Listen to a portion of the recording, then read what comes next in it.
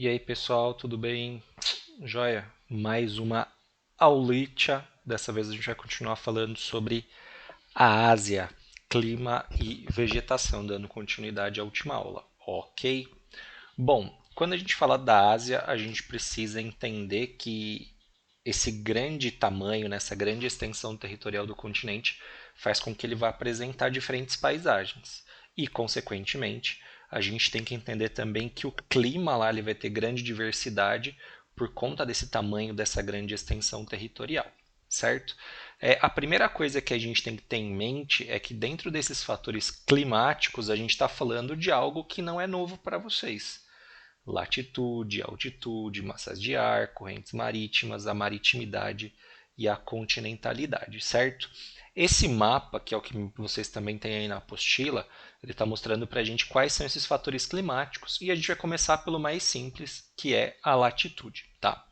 Quando a gente fala da latitude, a gente tem que entender que a Ásia ela está presente em todas as zonas climáticas. Então, eu tenho terras da Ásia na região polar, eu tenho terras da Ásia na região intertropical e equatorial, e a maior parte do continente é composta por regiões de clima temperado. Então, a maior parte da Ásia está na área de clima temperado, ok? Então a gente vai ter dentro deste continente uma grande diversidade climática também. Vou ter climas muito quentes na região intertropical e climas extremamente frios na região polar. Beleza? Bom, o segundo fator que é importante para a gente entender a diversidade climática da Ásia são as correntes marítimas. A gente tem três importantes correntes marítimas dentro do continente, sendo que duas delas são quentes e uma delas é fria. Vamos falar primeiro das correntes marítimas quentes e depois a gente vai dar destaque para essa daqui, para a corrente do Índico Norte, tá? Bom, a corrente marítima quente ela surge sempre em regiões tropicais, certo? Por isso que ela é quente, surge numa área quente. E ela, né, essa primeira corrente que a gente tem é a corrente chamada Kuroshio, que atua no litoral japonês, e ela acaba se encontrando com uma outra corrente chamada Oyashio, que é uma corrente fria. Aliás, esse encontro dessas duas correntes marítimas aqui vai fazer com que a pesca seja muito importante. Pensa, qual que é um dos principais ou o principal alimento ali da região? Peixe, né? Então a pesca vai ser muito desenvolvida nessa área. E a outra corrente marítima que eu falei, eu vou dar até um zoomzinho aqui, é a corrente do Índico Norte. A corrente do Índico Norte ela é fundamental para a gente, porque ela vai surgir numa área extremamente quente, região aqui da linha do Equador, e percebam, ela está associada a um negócio chamado monções, uma massa de ar que ela é muito quente e úmida. Então eu tenho uma corrente marítima aqui que ela é muito, muito, muito quente, porque ela está na linha do Equador, né? Eu tenho águas acima dos 26, 27 graus de temperatura e aumenta muito a evaporação. O que vai acontecer nessas áreas, meu querido jovem? Chuva. Então, nas áreas de correntes marítimas quentes, eu vou ter um ambiente propício para altíssimas precipitações. Ok? Ainda falando dos fatores climáticos, a gente tem o fator altitude. A altitude é a altimetria, né? É o tamanho, bem entre aspas, do relevo. Tá? A altitude, então, vai ser um fator importante porque a gente tem que lembrar daquela regrinha termodinâmica. Né? Quanto mais alto for uma região, menor é a quantidade de ar e partículas, menor é a retenção de calor. Resumo: quanto mais alto, mais frio. E a gente tem só o Himalaia nessa região. A gente tem só a área de maior montanha do planeta, que é o Himalaia. Aliás, se a gente pegar os 10 maiores picos do planeta, acho que até mais, todos eles estão aqui na regiãozinha do Himalaia, ok? Então o Jambalaya ele vai ser uma importante área de altitude e vai apresentar para mim climas muito frios. Terceiro e quarto fator junto, que são fatores que atuam de forma concomitante. Aliás, todos eles atuam juntos e ao mesmo tempo e tudo misturado. tá? Mas esses dois eles são integrados porque a gente está falando da localização da região em relação ao nível do mar. Se uma área está mais próxima ao litoral, é uma área de ambiente de maritimidade, perto do mar, perto do oceano. Tenho água, consequentemente eu tenho mais umidade na atmosfera, mais chuva. Consequentemente, a região de continentalidade é a área que eu vou ter um maior afastamento, uma maior distância do litoral.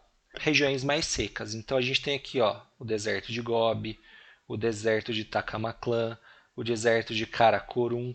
Todos esses caras aí são desertos formados por conta da continentalidade. Eles estão muito afastados do litoral, então não tem umidade.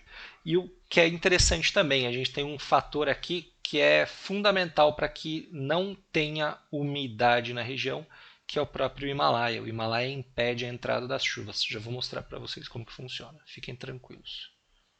Bom, e o último e não menos importante fator é a massa de ar, ou melhor, as duas massas de ar que atuam dentro do continente asiático. Eu tenho uma massa de ar fria e uma massa de ar muito quente.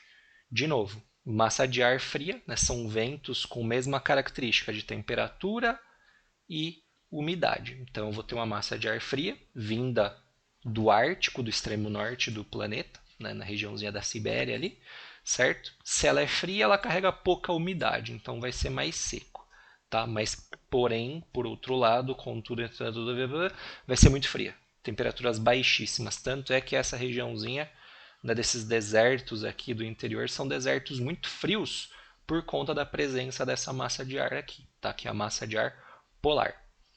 E por fim, nós temos aquela massa de ar que eu falei aqui para vocês que era muito louca, que são as massas conhecidas como monções. A monção ou as monções são ventos extremamente úmidos que surgem no Oceano Índico na sua porção equatorial. Massa de ar que surge no Equador é muito fria, é muito quente, quente. E se ela surge no oceano, ela vai carregar muita umidade. Aí tem um fator a mais, um fator plus a mais, que é a presença da corrente do Índico Norte, que ela é uma corrente marítima quente que faz com que a evaporação seja ainda mais intensa. Então essa regiãozinha vai carregar umidade pra caramba. É inclusive nessa área aqui, né, que a gente tem no sul e sudeste da Ásia, as maiores intensidades de chuva do planeta. Só para comparar, na nossa região aqui que a gente vive, Salto, Itu, enfim, estado de São Paulo de modo geral, tem chuvas da ordem aí de 1.500 milímetros. Nessas áreas chovem 11 mil milímetros. Eu tenho um período de 6 meses de chuvas intensas, inclusive tem um paizinho aqui que eu gosto muito dele, que se chama Bangladesh, que está mais ou menos aqui assim, ó. 60% desse país fica alagado, fica debaixo d'água, por conta das chuvas intensas. Só que, por outro lado, o que acaba acontecendo é que os outros 6 meses, as monções, elas deixam de atuar na Ásia e vão atuar no hemisfério sul. Tá? Aliás, para deixar bem claro, essas monções elas acontecem no verão, certo? Quando eu tenho verão no hemisfério norte, eu tenho intensas chuvas no sul e sudeste da Ásia. Tá? Aqui a gente tem uma imagenzinha que mostra a importância do Himalaia na contenção dessa chuva. Então aqui a gente tem, né, a cordilheira de montanhas, tá? Aqui a gente tem o Oceano Índico e as massas de ar úmidas tentando penetrar. Só que o que acaba acontecendo é igual a gente vê na GIF aqui ao lado. As montanhas vão dificultar a passagem da umidade. Essa chuva vai se concentrar nos sopés das montanhas, das áreas mais elevadas, e essa região vai chover para um caramba. Vai chover aqueles absurdos 11 mil milímetros. A Amazônia chove 3 mil milímetros, 3.500 milímetros. Olha a diferença de chuvas. Aliás, esse tipo de chuva é chamado de chuva orográfica, né, que o relevo impede a passagem das massas de ar e eu tenho a chuva nessa região. Beleza? Bom, Saindo das massas de ar, a gente tem que relembrar esse mapa. Espero que vocês tenham feito isso na apostila de vocês, porque ele é o nosso guia para a gente estudar o clima e a vegetação do continente asiático. Abre na apostila de vocês aí, na sua apostila, no mapa de clima e no mapa de vegetação da Ásia. Você vai ver uma zona, é uma suruba. É desumano a gente saber exatamente a área de atuação de cada tipo de clima, de cada tipo de vegetação. Então a gente vai fazer um apanhado geral com base nessa leve regionalizaçãozinha que eu fiz do continente asiático. Tudo bem? Então a gente vai começar falando um pouco no extremo norte, tá? No extremo norte, climas muito frios por conta da latitude, está perto do polo, está perto do polo é frio. Enfim, nessa regiãozinha é onde a gente tem os climas mais frios da Ásia, por conta da latitude, repito, certo? Os verões vão ser extremamente rigorosos, com presença de neve intensa durante 10 meses do ano. Tá? Nessa vegetação, nesse tipo de clima, nessa regiãozinha, a gente só vai ter a vegetação se desenvolvendo a partir dos meses de verão, porque a gente tem o derretimento do gelo que se formou durante o inverno, né, durante o período mais frio, e daí com o derretimento do gelo eu vou ter a formação da tundra, que a gente já falou anteriormente, né? A gente falou aí no 8º ano. Bom, essa tundra ela surge a partir do derretimento do gelo, então né, o ambiente está muito úmido e eu vou ter principalmente a presença de líquens e musgos. Então, uma vegetação bem rasteira que pode ser importante para a pecuária local, né, que tem bastante pastores de renas. Muito louco, né? Enfim, saindo do extremo norte, a gente vai para o Oriente Médio. Oriente Médio, lembra o quê? Duas coisas basicamente no Oriente Médio: deserto e petróleo. Ou petróleo e deserto, depende da ordem, mas basicamente são as duas coisas. Porém, nem só de desertos o Oriente Médio vive. A gente tem também a presença do clima mediterrâneo às margens do mar Mediterrâneo. Então a gente vai ter uma vegetação um pouco mais desenvolvida. Mas, basicamente, os climas que predominam no Oriente Médio são climas de característica árida, de aridez, seco, clima árido e semiárido. O Mediterrâneo é um clima semiárido, né, muito seco, verão muito seco e quente. Lembrem-se do clima que a gente viu, né? A gente acabou de falar sobre os climas da África. É a mesma característica, o Mediterrâneo tem um inverno chuvoso e de temperaturas mais baixas e o verão muito quente e seco, tá? Bom, nesses climas, né, principalmente no ambiente desértico, a gente não vai ter vegetação e quando houver vegetação, a gente vai ter um tipo de xerófita, né? A gente vai ter presença de cactos, em alguns casos, como a gente vê na imagem aí, a presença de estepes, né? Que é uma vegetação gramínea de ambiente bastante seco no clima semiárido. Ok, sai do Oriente Médio, vamos para o sul e sudeste, região das monções, região mais quente, mais úmida. Se é uma área muito quente, muito úmida, predominantemente vamos ter vegetações adaptadas a essa elevada temperatura e precipitação. Florestas tropicais, florestas equatoriais, um grande desenvolvimento de vegetação.